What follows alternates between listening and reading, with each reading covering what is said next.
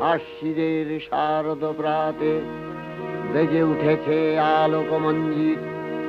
ধরণীর বহিরাকাশে অন্তরিত মেঘমালা, প্রকৃতির অন্তরাকাশে জাগরিত জ্যোতির্ময়ী জগন্মাতার আগমন বার্তা। আনন্দময়ী মহামায়ার পদধ্বনি অসীম ছন্দে বেজে উঠে রূপলোক ও রসলোকে আনে নবভাব মাধুরীর সঞ্জীবন।